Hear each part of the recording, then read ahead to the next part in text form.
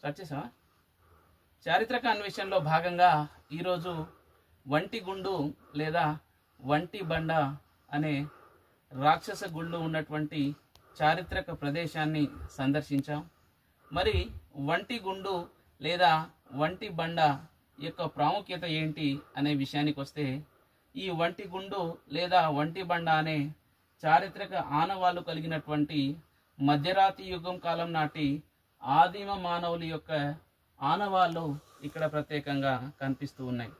ఈ ప్రాంతం భద్రాద్రి కొత్తగూడెం జిల్లా అన్నపరెడ్డిపల్లి మండలం కేంద్రం నుంచి 5 కిలోమీటర్ దూరంలో ఉన్నటువంటి వంటిగుండు అక్షరలొద్ది అనే ప్రాంతంలో ఆదిమ కాలం నాటి మధ్యరాతి యుగం కాలం నాటి ఈ యొక్క చారిత్రక ఆనవాళ్ళు మనం గమనించవచ్చు.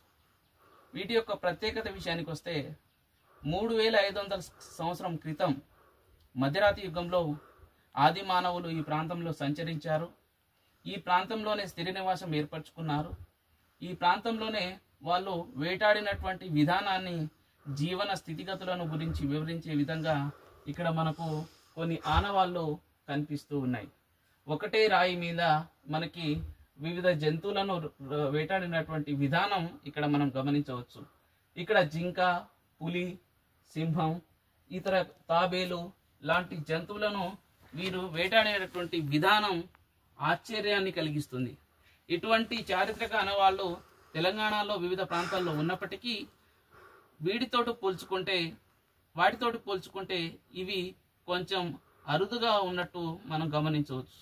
పూర్తిగా ఎరుపు రంగుతోటి ఈ గీసినటువంటి చిత్రాలు ముఖ్యమైన ఆనవాళ్ళుగా చెప్పవచ్చు. ఒకటే బండ మీద వివిధ రకాలైనటువంటి కళాకృతులు, గుహలు, చారిత్రక ఆనవాళ్ళు నిలువెత్తు నిదర్శనంగా కనిపిస్తున్నాయి. కానీ ప్రస్తుతం ఈ వంటిగుండు, అక్షరలొద్ది అనే ప్రాంతాలను ప్రభుత్వాలు మరియు పురావస్తు శాఖ పట్టించుకోకపోవడం వల్ల శిథిలావస్థకు చేరుకున్నాయి. ఇప్పటికైనా ప్రభుత్వాలు స్పందించి ఈ ప్రాంతాలను ఒక పర్యాటక రంగంగా అభివృద్ధి చేస్తే ప్రభుత్వానికి మరియు ఈ ప్రాంతానికి చరిత్రకు సంబంధించిన అనేక విషయాలు తెలుసుకునే అవకాశం, ఆస్కారం ఉంటుందని తెలియజేస్తూ ముగిస్తున్నాను.